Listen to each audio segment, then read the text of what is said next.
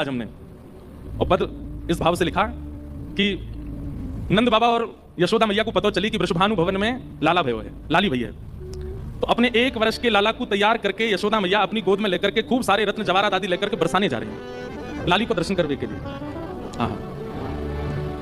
आए नंद राय ले बधाई संग रानी वास, नागरिया मिली रानी रानियों विनोद में। श्री नंद बाबा बधाई लेकर के रंगवास में आए हैं, श्री वृषभानु जी के यहाँ आए हैं। और वहां पर जैसे ही, अब ये पद तो हमारा जो पद वो भी सुनाऊंगा मैं, ये तो ब्रज का भाव है। तो जैसे ही नंद बाबा पधारे गोद में लेकर के अपने लाला को, 1 वर्ष के लाला को श्री यशोदा मैया लेकर के आई। ऐसो चाव भरे हो मन में, ऐसी आनंद भरे हैं श्री यशोदा जी के मन में। जैसे ही स्वर्ण के पलना को देखो मचल गई, हाथ से लाला छूटने लगे। ठाकुर जी को यशोदा मैया ने नहीं पकड़ रखा, लाल जी ने यशोदा मैया को पकड़ रखा, क्योंकि मैया तो सुध खो गई है, ऐसी आनंद में भर गई है। मानो ठाकुर जी बोल तो सकते नहीं, लेकिन कह रहे मैया ये बढ़िया लाली प्रकट हुई, तू तो ऐसे मुझे छोड़ रही है, मैं गिर जाऊंगा नीचे।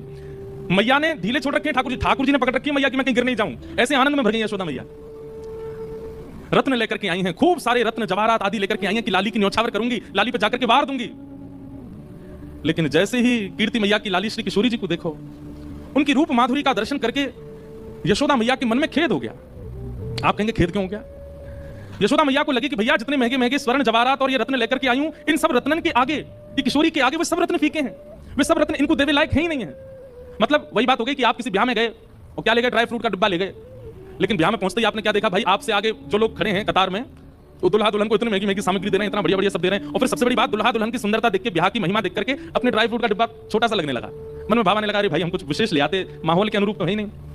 नंदरानी यशोदा और नंद बाबा बैलगाड़ियों में भर करके रत्न लाए हैं, लेकिन किशोरी जी के मुखमंडल को देख करके यशोदा मैया को खेद हो गया कि अरे यार लाली की सुंदरता के आगे सब रत्न फीके हैं, मैं कैसे उन रत्नन को या न्योछावर करूं।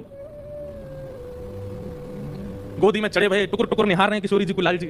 और जैसे एक छोटा बालक होता है ना, 1 वर्ष का बालक, उसके हाथ पैर स्थिर हो जाते हैं, तो 1 वर्ष का बालक उसके आगे उससे भी छोटा बालक ले आओ तो उसके गाल पकड़ता है, उसकी नाक पकड़ता है, उसकी ठोड़ी पकड़ता है, उसके केस छूता है। ऐसे ठाकुर जी इशारों कर रहे हैं कि नेक मुझे पास ले चलो मैया, मैंने इनके गाल पकड़ लूं। लेकिन यशोदा मैया और मां होती तो अपने लाला को दे देती, लेकिन यशोदा मैया के मन में आ रही है कि कहीं ये लाला इतना उद्यमी है, कहीं जोड़ते नहीं खींच ले, ऐसी कोमल सी लाली।